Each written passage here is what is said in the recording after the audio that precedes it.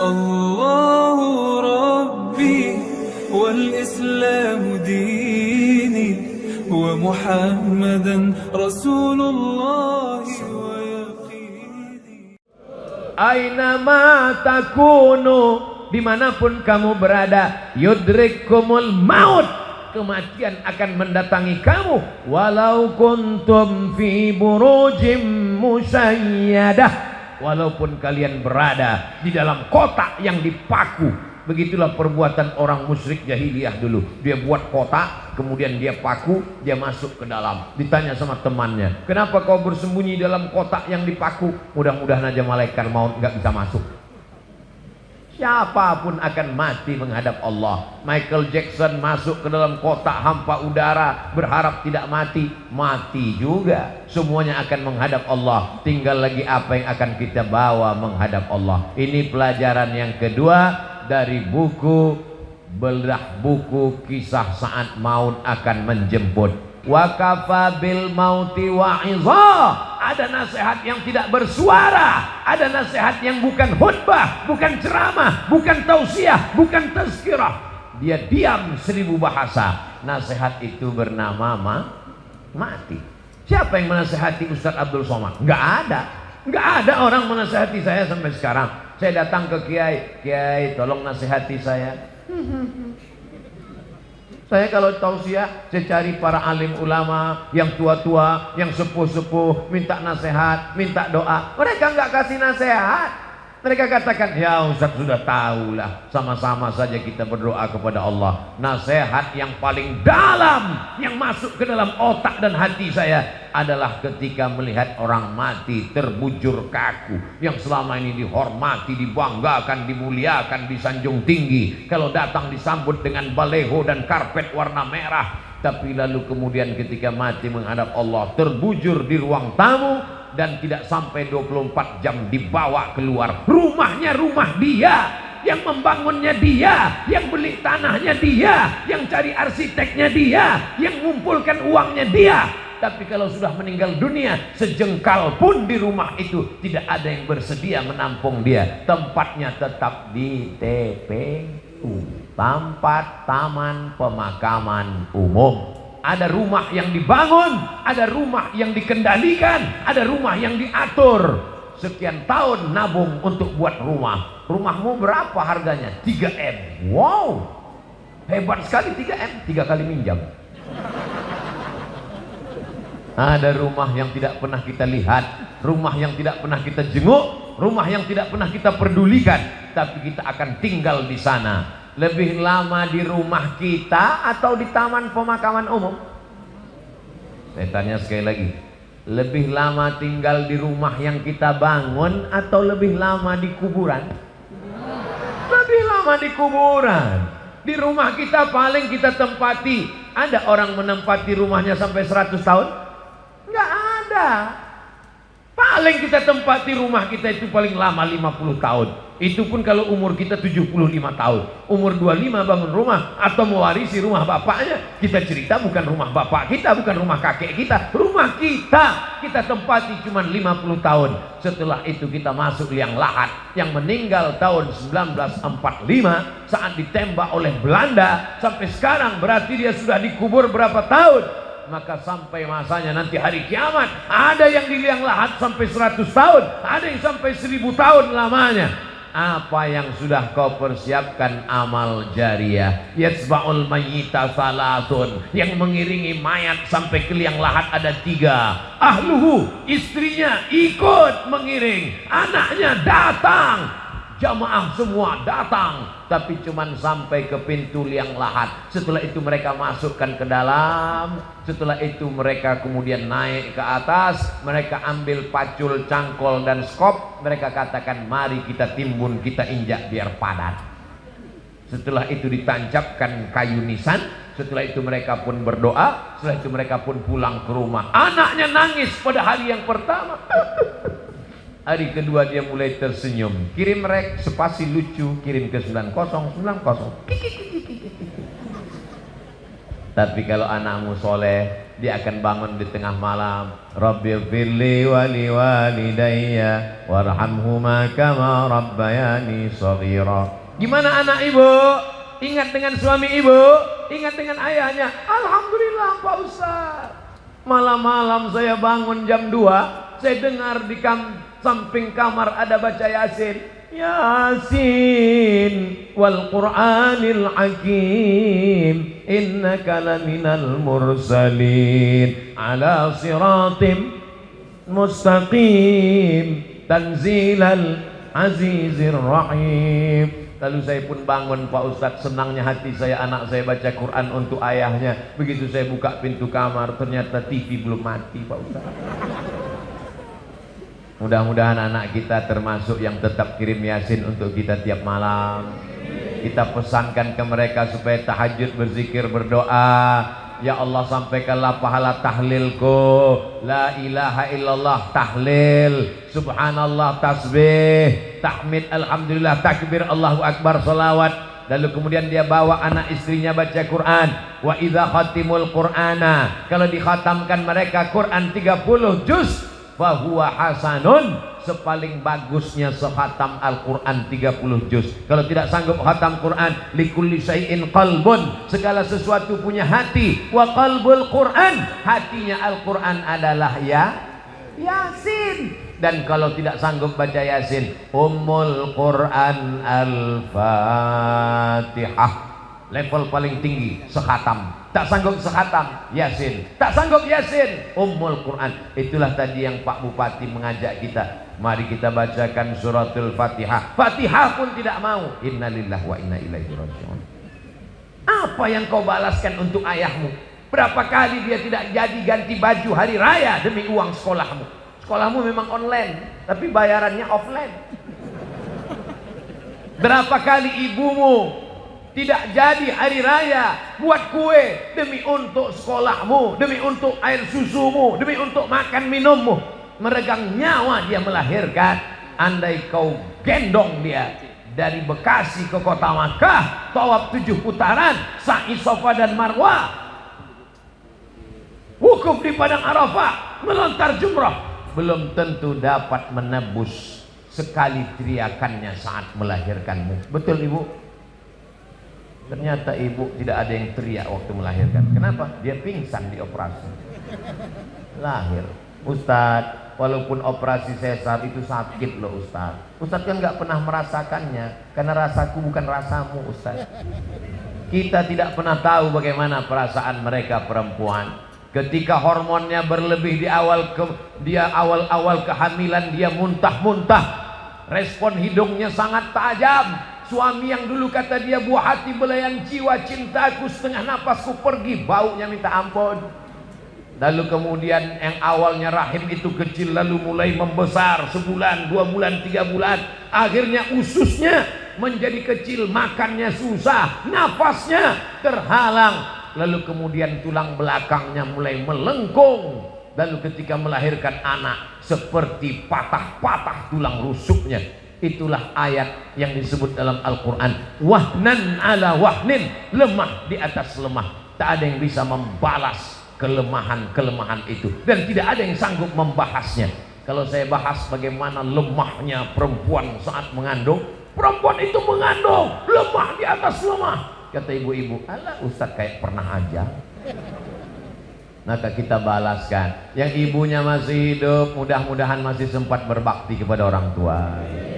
Yang ibu bapaknya sudah meninggal dunia, nasihat kematian, ziarah. Jangan nunggu mau Ramadan, jangan nunggu mau Idul Fitri, besok hari libur bawa anaknya ziarah. Ini sekarang banyak orang ziarah, bapaknya baju hitam, istrinya baju hitam, anaknya baju hitam, hitam-hitam semua, sampai di tempat pemakaman langsung foto. Habis itu update status, man in black.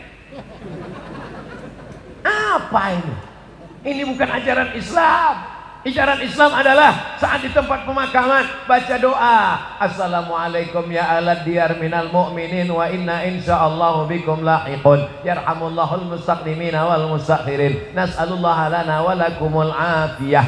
Oh, bacaannya panjang Pak Ustaz. Ya, Tapi kami bacaannya pendek. Apa bacaannya? Assalamualaikum ya ahlal kubur. Itu namanya doa minimalis. Apalah salahnya cetakkan doa ziarah kubur? Tanya nanti panitia berapa ongkosnya buat baliho besar seperti ini, buat doa ziarah kubur, tempel besar-besar di dekat pemakaman TPU. Assalamualaikum ya ala diyar minal mu'minin wa inna insyaallah bikum lahiqun yarhamullahul mustaqdimin wal mustakhirin nas'alullah lana wa lakumul afiyah. Coblos nomor daripada baliho yang gak jelas ujung arahnya, nyangkut ke pokok kayu, diambil Satpol PP, dibakar. Mendingan di samping kuburan, mengingatkan orang. Andai pun dia tidak lapuk, maka mengalir sampai hari kiamat. Inilah dia amal-amal kita.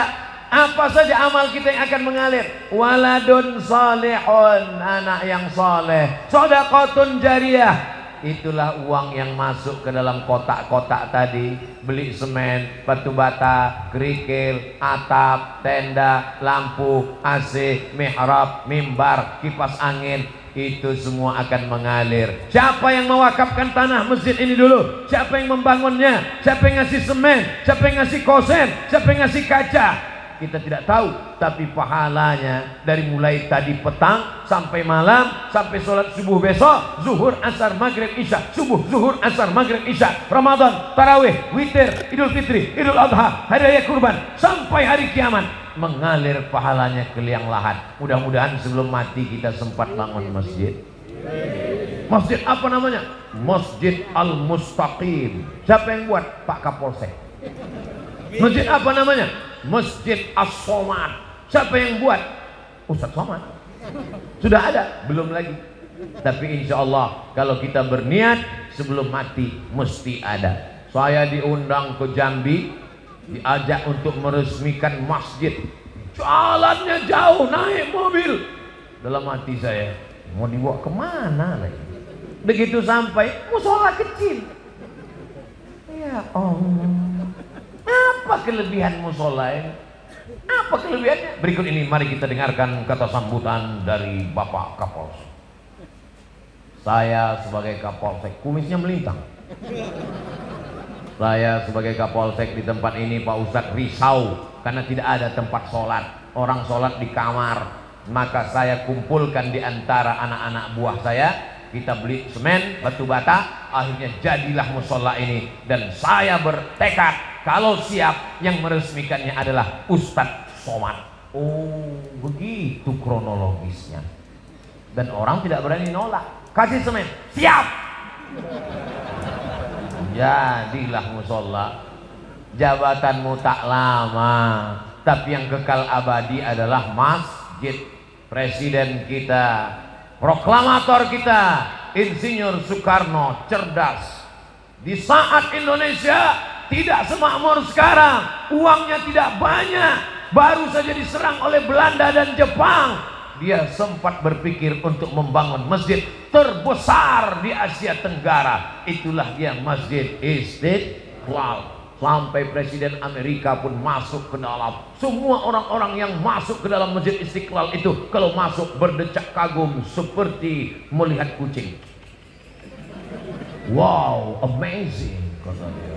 Apa amazingnya? Tiangnya banyak sekali. Luar biasa. Sampai sekarang mengalir pahalanya sampai hari kiamat.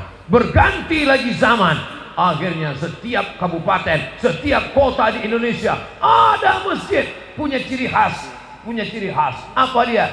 Bangunannya tidak pakai kubah, tapi pakai atap seperti masjid kerajaan Islam Demak, bangunan Wali Songo. Dan itulah dia sampai sekarang disebut dengan Masjid Muslim Pancasila. Sampai hari kiamat akan mengalir pahalanya. Maka kita pun berpikir, jangan mati sebelum bangun masjid. Saya nggak bisa bangun masjid Pak Ustadz, bangun musola nggak apa-apa. Surau Pak Ustadz, oke. Langgar Pak Ustadz, nggak apa-apa. Orang Jawa dilanggar nggak mati, karena dia berzikir di dalam langgar, dalam surau. Hanya saja surau, langgar dan musola tetap di dalamnya usolli sunnatan tahiyatal masjid, karena di sana ada sholat 5 waktu, subuh, zuhur, asar, maghrib, isya. Bedanya cuma nggak ada sholat Jumat. Di masjid kita ini ada, ini surau apa langgar apa musola? Ini masjid. Dari mana Ustaz tahu masjid? Ada mimbarnya, ada sholat Jumat. Di tempat kami ada mimbar Pak Ustaz, tapi nggak ada sholat Jumatnya. Berarti itu mimbar dangdut. Mimbar tempat khotib naik ke atas menyampaikan khutbah. Usikum wa nafsi bitaqwallah. Aku pesankan kepada kamu, takutlah kepada Allah. Laki-laki yang gagah perkasa, sehat, tidak musafir, tidak sakit, maka dia mesti mendengar wasiat takwa yang disampaikan dari mimbar. Kenapa tabligh akbar kita tidak dibuat di dalam masjid? Barulah sadar, karena kalau dibuat dalam masjid tidak muat. Ini masjid nampaknya kekurangan, bukan kekurangan jamaah. Banyak sekarang masjid kekurangan jamaah, tapi di Bekasi masjid kekurangan tempat. Insya Allah panjang umur sehat badan, masjid ini semakin besar insya Allah. Amin. Kalau mau tahu berhasilnya tabligh akbar malam ini, lihat subuh besok. Kalau subuh besok sopnya bertambah, berhasil. Tapi kalau cuman pemain inti yang azan tetap itu, as-salatu khairum minan naum, hancurlah kita. Tapi begitu besok as-salatu khairum minan naumnya luar biasa. As-salatu khairum minan naum. Semua anak-anak datang dia ke masjid semua. Alhamdulillah Pak Ustadz, sejak Ustadz Somad tausiah kemarin, anak saya rajin sholat duha Pak Ustadz. Cuman ada yang mengganggu pikiran saya. Kenapa Bu? Doanya pakai kunut. Itu namanya subuh kesiangan Bu. Pas ditanya sama ibunya, kenapa kamu sholat subuhnya jam 8? Masih syukur aku sholat subuh, kawanku gak sholat sama sekali. Ini logika terbalik, otaknya sungsang. Kalau mau lihat dunia boleh lihat ke bawah, tapi kalau untuk akhirat, lihatlah orang yang istiqomah ke masjid subuh, zuhur, asar, maghrib, isya, masjid ke masjid. Lihat tuh anak muda ke masjid terus, tertulis di bajunya biker subuhan. Zuhur hilang. Sedangkan subuh yang berat lawan ngantuk aja dia datang. Sedangkan subuh yang matanya lelap, tidur pulas, mengigau, tetap dia lawan datang ke masjid. Apalagi zuhur, asar yang melek. Sedangkan zuhur, subuh saja siap dia jadi imam, padahal suaranya jelas. Bismillahirrahmanirrahim. Alhamdulillahi rabbil alamin. Apalagi kalau cuman nggak bersuara. Allahu Akbar.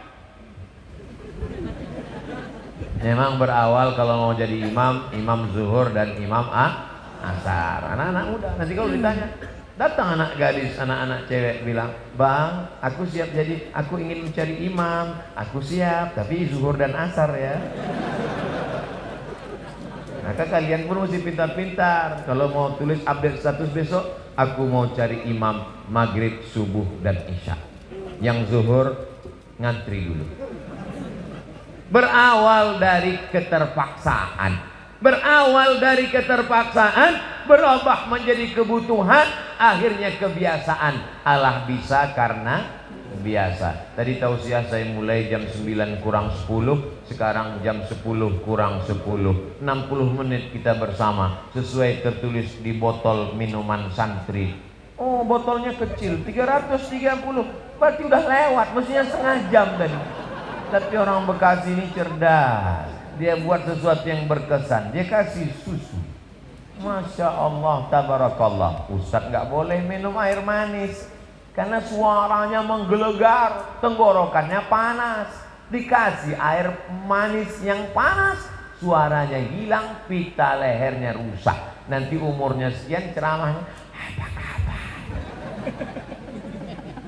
Serba salah. Nanti dikasih air putih, katanya panitianya nggak respon.